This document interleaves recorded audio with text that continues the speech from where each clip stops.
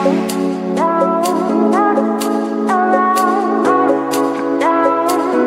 Students, कैसे हैं आप लोग जो पढ़ने वाले हैं वो है न्यूटन्स का third law of motion and gravitation, यानी कि जो ग्रेविटेशन है और न्यूटन्स का थर्ड लॉ, इसके बीच क्या रिलेशन। अब आपने न्यूटन्स के थर्ड लॉ में पढ़ा था, दो ऑब्जेक्ट हैं, अगर उनमें से एक ऑब्जेक्ट दूसरे पे फोर्स लगाती है तो दूसरा ऑब्जेक्ट भी पहले वाले पे क्या करता है, उतना ही फोर्स लगाएगा, लेकिन अपोजिट एक्शन में। मान लीजिए कोई स्टोन है, अर्थ की तरफ गिर रहा है, तो अर्थ क्या कर रही है, स्टोन को अट्रैक्ट कर रही है अपनी तरफ, तो यानी कि स्टोन भी अर्थ को अपनी तरफ अट्रैक्ट कर रहा होगा। तो न्यूटन्स का जो सेकेंड लॉ था उसमें हमने फॉर्मूला पढ़ा था F equal to M into A, force equal to mass into acceleration. अब मान लीजिए कोई स्टोन है 1 kg का और ये अर्थ की तरफ फॉल कर रहा है, ठीक है। अब यहाँ पर एक्सीलरेशन इक्वल टू क्या हो जाएगा, फोर्स अपॉन मास। हमने लास्ट वीडियो में पढ़ा था जो अर्थ और 1 kg का जो वेट था उसके बीच हमने एक जो फोर्स निकाला था वो कितना आया था आपका 9.8 न्यूटन, यानी कि अर्थ 9.8 न्यूटन का अट्रैक्शन फोर्स लगाती है जो इसके सरफेस पे ऑब्जेक्ट है। अब यहाँ पे फोर्स तो हमारा 9.8 न्यूटन का हो गया। अब यहाँ पे जो आपका स्टोन है इसका वेट कितना है 1, यानी कि इसमें एक्सीलरेशन कितना प्रोड्यूस हो गया 9.8 मीटर पर सेकेंड स्क्वायर। अब स्टोन का वेट इतना कम है तो इसमें जो फोर्स तो आपका 9.8 न्यूटन लग रहा है जो कि बहुत ज्यादा है, तो एक्सीलरेशन इसमें 9.8 मीटर पर सेकेंड स्क्वायर का प्रोड्यूस हो जाएगा due to attraction force of earth. ठीक, तो आपका स्टोन अर्थ की तरफ बहुत तेजी से मूव करेगा, लेकिन अब जो मास हमारा अर्थ का होगा वो तो बहुत ज्यादा होगा, तो इस फोर्स से जब हम अर्थ के मास से डिवाइड करेंगे इस फोर्स को, तो एक्सीलरेशन क्या आएगा, बहुत ज्यादा कम आएगा, माइनस में वैल्यूज आती हैं। तो ये अर्थ में जब एक्सीलरेशन इतना कम प्रोड्यूस होगा तो इसकी मूवमेंट हमें नहीं दिखाई देगी, यानी कि इसमें कोई मूवमेंट होगा ही नहीं। फ्री फॉल, फ्री फॉल आपका है क्या, कोई भी ऑब्जेक्ट अगर अर्थ की तरफ फॉल हो रहा है और उसमें सिर्फ और सिर्फ आपका ग्रेविटेशनल फोर्स ऑफ अट्रैक्शन लग रहा है ड्यू टू द अर्थ और आपका उस पर कोई फोर्स नहीं लग रहा है, तब हम क्या कहेंगे कि ऑब्जेक्ट फ्री फॉल कर रहा है। ठीक, कोई ऑब्जेक्ट है वो अर्थ की तरफ फॉल हो रहा है, तो अब ऑब्वियस है इसमें अर्थ का ग्रेविटेशनल फोर्स लग रहा है। तो अगर ऑब्जेक्ट पे हमारा any object is falling toward the earth only due to the gravitational attraction force, यानी कि केवल जो ग्रेविटेशनल अट्रैक्शन फोर्स है उसके कारण आपका स्टोन फॉल कर रहा है, तो आपका ये क्या कहलाएगा, फ्री फॉल। इसमें कोई और फोर्स ना लगे, सिर्फ और सिर्फ आपका कौन सा फोर्स लगे, ग्रेविटेशनल अट्रैक्शन फोर्स, तो आपका ऑब्जेक्ट कहेंगे कि फ्री फॉल हो रहा है। जैसे आपको कोई स्टोन है अर्थ की तरफ फॉल हो रहा है, यानी कि ये क्या कर रहा है, फ्री फॉल हो रहा है। मान लीजिए आपने एक बड़ा स्टोन लिया और एक छोटा स्टोन लिया, इन दोनों को हमने एक साथ ड्रॉप किया, तो क्या होगा, दोनों ही स्टोन अर्थ पे एक साथ सरफेस पे एक साथ ही पहुंचेंगे, यानी कि जो आपका फ्री फॉल है वो ऑब्जेक्ट के मास पर डिपेंड नहीं करता, मास पर डिपेंड नहीं करेगा, does not depend on mass of the object. ठीक है, फ्री फॉल में आपका जो ऑब्जेक्ट का मास है वो मायने नहीं रखता है। ठीक है, जैसे आपका अगर आपका मान लीजिए कोई फेदर है और एक कॉइन है, अब इनको अगर फॉल कराते हैं तो क्या होता है, हमारा कॉइन पहले पहुंचता है, फेदर बाद में। तो इसका रीजन ये है कि आपका जो फेदर है इसका जो सरफेस एरिया क्या होता है, ज्यादा, तो इसमें एयर का फ्रिक्शन इसमें वर्क करने लगता है, इसलिए आपका जो फेदर होगा वो थोड़ा लेट पहुंचेगा और स्टोन आपका साथ में पहुंचेगा।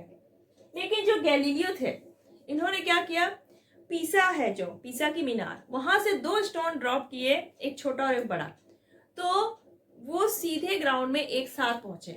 तो गैलीलियो ने ये प्रूव कर दिया कि जो फ्री फॉल है वो ऑब्जेक्ट के मास पर डिपेंड नहीं करता। अब अगर आपका फेदर और कॉइन की बात आती है, तो रॉबर्ट बॉयल थे, उन्होंने क्या किया, एक जार लिया और यहाँ पर इन्होंने एक फेदर रखा और एक कॉइन रखा। वैक्यूम से इसकी एयर इन्होंने क्या कर ली, वैक्यूम जो ट्यूब थी उससे एयर इसकी पूरी निकाल दी। इसके अंदर इन्होंने क्या क्रिएट कर दिया, वैक्यूम। अब वैक्यूम है यानी कि इसमें एयर नहीं है, एयर नहीं है तो आपका जो फेदर होगा इस पे कोई भी फ्रिक्शन फोर्स नहीं लगेगा ड्यू टू एयर। अब उन्होंने इस जार को उल्टा कर दिया तो क्या हुआ, आपका जो फेदर और कॉइन थे ये दोनों एक साथ इसके सरफेस पे पहुंचे। यानी कि अगर आप वैक्यूम में दो ऑब्जेक्ट लेते हैं, कोई लाइट वेट है या कॉइन है, कोई भी दो ऑब्जेक्ट, तो वो सरफेस पे एक साथ ही पहुंचेंगे। तो यानी कि ये प्रूफ हुआ कि जो फ्री फॉल होता है, कोई ऑब्जेक्ट अर्थ के ग्रेविटेशनल अट्रैक्शन फोर्स के कारण जब फॉल कर रहा है तो वो उसके मास पे डिपेंड नहीं करता है। फ्री फॉल में क्या प्रूफ हो गया कि जब कोई ऑब्जेक्ट फ्री फॉल करती है, ठीक है, जब कोई ऑब्जेक्ट फ्री फॉल कर रही है तो उसमें जो एक्सीलरेशन प्रोड्यूस होता है, अब एक्सीलरेशन प्रोड्यूस होगा तभी वो फॉल करेगी। तो जो ये फ्री फॉल में एक्सीलरेशन के कारण हमारी ऑब्जेक्ट फॉल करती है तो ये एक्सीलरेशन ऑब्जेक्ट के मास पर डिपेंड नहीं करेगा, ठीक है। फ्री फॉल में जो एक्सीलरेशन लग रहा है ऑब्जेक्ट पर वो उसके मास पर डिपेंड नहीं करेगा। हम सबसे पहले ड्राइव करेंगे एक्सीलरेशन ड्यू टू ग्रेविटी। अब जो हमारी अर्थ किसी ऑब्जेक्ट पे क्या लगाती है, एक ग्रेविटेशनल अट्रैक्शन फोर्स, और जब ग्रेविटेशनल अट्रैक्शन फोर्स लगाती है तो ऑब्जेक्ट में एक एक्सीलरेशन प्रोड्यूस हो जाता है और उस एक्सीलरेशन को हम लोग क्या कहते हैं, एक्सीलरेशन ऑफ ग्रेविटी। क्योंकि ये ग्रेविटेशनल फोर्स के कारण प्रोड्यूस हो रहा है इसलिए इसको क्या बोलते हैं, एक्सीलरेशन ड्यू टू ग्रेविटी। मान लीजिए कोई ऑब्जेक्ट है और वो अर्थ की तरफ फॉल हो रहा है, ठीक। अब इनके बीच जो फोर्स लग रहा है, फोर्स कैलकुलेट करने का क्या तरीका है आपका, यूनिवर्सल लॉ ऑफ ग्रेविटेशन से हमने क्या लगाया, जी एम आपका अर्थ का मास, स्मॉल एम आपका ऑब्जेक्ट का मास, और ये हो गई डिस्टेंस।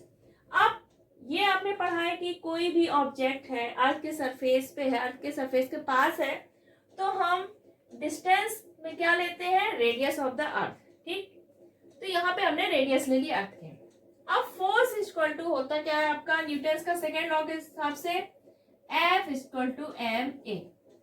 हमने फोर्स की जगह क्या रखा, एम ए, आपने इसके इक्वल लिखा G M M upon R square.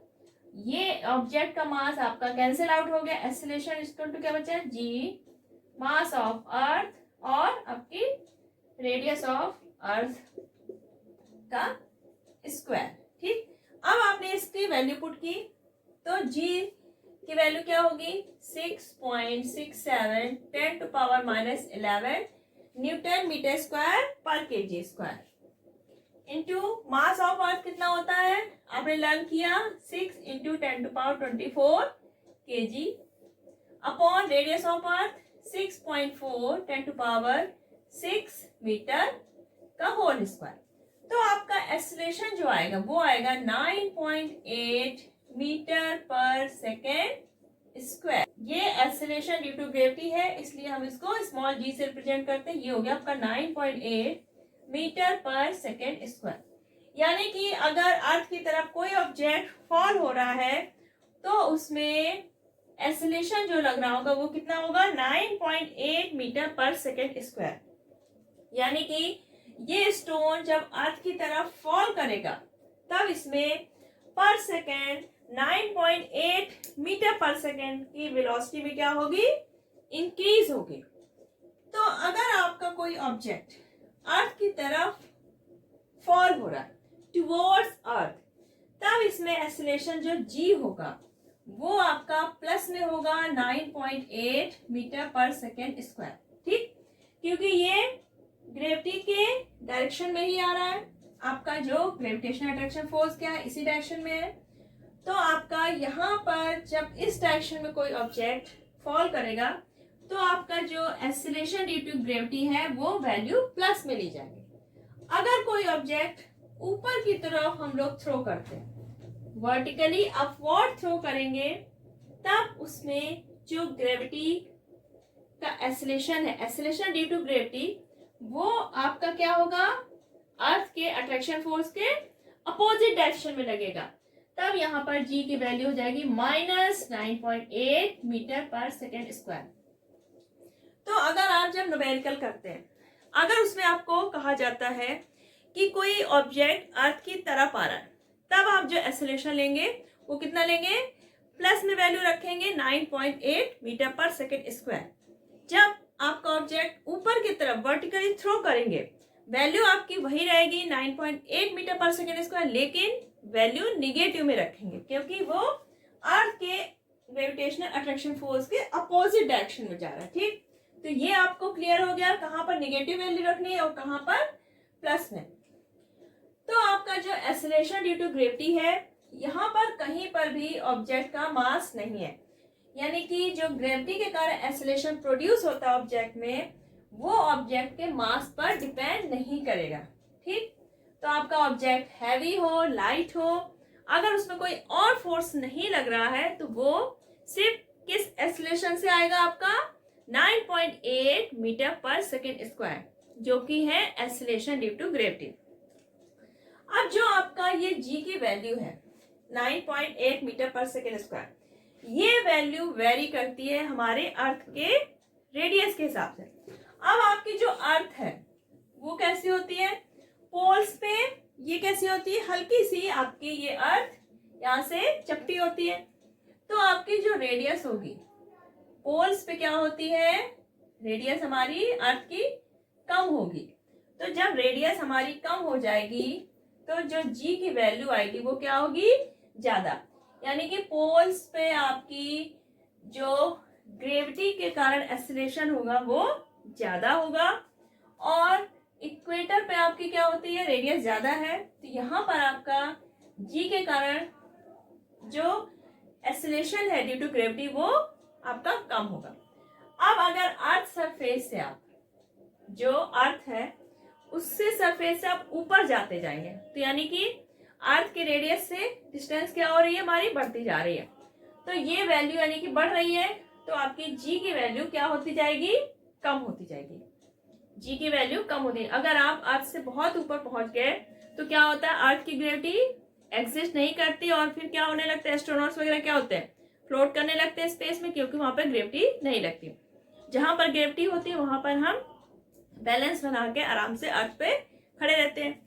अब यही बात आती है अगर हम अर्थ के अंदर जाना शुरू करें, तो जैसे जैसे अंदर जाएंगे तो इसकी जो सेंटर से डिस्टेंस है उसकी क्या होगी, कम होगी, यानी कि रेडियस कम होती जा रही है, और जब हम सेंटर पे पहुंच जाएंगे तो वहां पे एक्सीलरेशन ड्यू टू ग्रेविटी आपका क्या हो जाएगा, 0। ठीक, तो यानी कि अर्थ के पोल्स पर एक्सीलरेशन ड्यू टू ग्रेविटी आपका ज्यादा होगा क्योंकि रेडियस वहां पे थोड़ी छोटी होती है।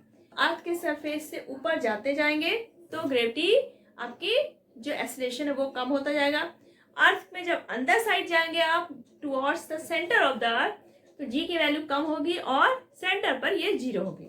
अगर कोई ऑब्जेक्ट अर्थ से ऊपर की ओर फेंकते हैं तब जी की वैल्यू माइनस में लेते हैं, और अगर कोई ऑब्जेक्ट अर्थ की तरफ आ रहा है तब आप जी की वैल्यू प्लस में लेंगे 9.8 मीटर पर सेकेंड स्क्वायर। तो ये आपका पॉइंट्स क्लियर निकाला acceleration due to gravity on the earth. अब अगर हम मून की बात करें तो मून का मास कितना है, 7.4 × 10⁻22 kg, radius of moon 1.74 10⁻6 metre. तो हम एक्सीलरेशन जो निकालेंगे due to gravity on moon क्या होगा आपका, G mass of the moon upon radius of the moon का होल स्क्वायर। अब जी की वैल्यू कितनी रखेंगे हम लोग, 6.67 10⁻11। वेट आपका कितना है, मास कितना है मून का, 7.4 × 10⁻22 kg। रेडियस हो गई आपकी 1.74 10⁻6 मीटर का होल स्क्वायर। तो आपका acceleration due to gravity on moon आया आपका 1.63 metre per second square. Acceleration due to gravity जो मून पर है और ये है आपका अर्थ पर 9.8 मीटर पर सेकेंड स्क्वायर। तो यानी कि जो आपका अर्थ पे एक्सेलरेशन है ड्यू टू ग्रेविटी और मून पर, तो आपका acceleration due to gravity on moon equal to 1/6 into जो एक्सेलरेशन है आपका अर्थ पे, यानी कि अर्थ पे जो एक्सेलरेशन है ड्यू टू ग्रेविटी उसका 1/6 होता है आपका मून पर। यानी कि क्वेश्चन है, मान लीजिए आपका 1 kg का ऑब्जेक्ट है, अर्थ की तरफ जब ये फॉल हो रहा है तो इस पे एक्सेलरेशन लग रहा है 5 मीटर पर सेकेंड स्क्वायर का। ठीक है, अर्थ की ग्रेविटी के कारण जो इस पे एक्सेलरेशन लग रहा है, यहाँ पर हम 9.8 न्यूटन नहीं ले रहे। सपोज करिए कि 1 kg का वेट जब अर्थ की तरफ फॉल हो रहा है तो उस पे एक्सेलरेशन जो लग रहा है due to gravity that is 5 metre per second square. अब अगर आप 1 kg की जगह 3 kg का कोई वेट ड्रॉप करते हैं, पहले 1 kg का हमने ड्रॉप किया तो उस पे एक्सेलरेशन लग रहा है 5 मीटर पर सेकेंड स्क्वायर। अगर अब आप 3 kg का मास कोई स्टोन है ड्रॉप करते हैं अर्थ की तरफ, तब उसमें कितना एक्सेलरेशन लगेगा। तो आपको पता है कि जो एक्सेलरेशन लगता है ड्यू टू ग्रेविटी वो ऑब्जेक्ट के मास पर डिपेंड नहीं करता। अब 1 kg का ड्रॉप करिए, 3 kg का, 150 कितना भी, तो सभी में एक्सेलरेशन क्या लगेगा आपका सेम। तो यानी कि 3 kg का अगर आपका वेट है तो उसमें भी एक्सेलरेशन कितना लगेगा आपका 5 मीटर पर सेकेंड स्क्वायर। तो आई थिंक आपको एक्सेलरेशन ड्यू टू ग्रेविटी बहुत अच्छे से समझ में आ गया होगा। तो आज तो हम लोगों ने क्या पढ़ लिया, free fall, acceleration due to gravity और जो ग्रेविटी का इफेक्ट है, कहाँ पर कितना है, पोल्स पर कितना है, सेंटर पर कितना है, इक्वेटर पर कितना है, सरफेस से जब ऊपर जाते हैं तब कितना है और मून पर कितना है। तो ये सारी चीजें हम लोगों ने इस वीडियो में बहुत अच्छे से पढ़ी। अगर आपको कुछ प्रॉब्लम है तो कमेंट सेक्शन में लिख लीजिए। नेक्स्ट वीडियो में हम लोग जो आपने मोशन में इक्वेशन पढ़े थे, नॉर्मल मूव कर रही ऑब्जेक्ट स्ट्रेट लाइन में, तब आपने 3 इक्वेशन पढ़े थे। अब वही इक्वेशंस जब हमारी बॉडी अर्थ के अपवर्ड डायरेक्शन में जाती है या अर्थ की तरफ फॉल करती है, यानी फ्रीली फॉलिंग बॉडी पे जो इक्वेशन फिट होते हैं जिसमें एक्सेलरेशन आपका किसके कारण लगता है, ग्रेविटी का, तो वो इक्वेशन हम लोग डिस्क्राइब करेंगे नेक्स्ट वीडियो में। तो अगर अभी तक आपने पीसीबी चैनल सब्सक्राइब नहीं किया है तो फटाफट चैनल सब्सक्राइब कर लीजिए और बेल आइकन प्रेस करना बिल्कुल मत भूलिएगा। तो अगर वीडियो पसंद आया है तो वीडियो को लाइक करिए और ज़्यादा से ज़्यादा अपने फ्रेंड्स को शेयर करिए। और जो चलिए अपना ख्याल रखिएगा, बाय बाय।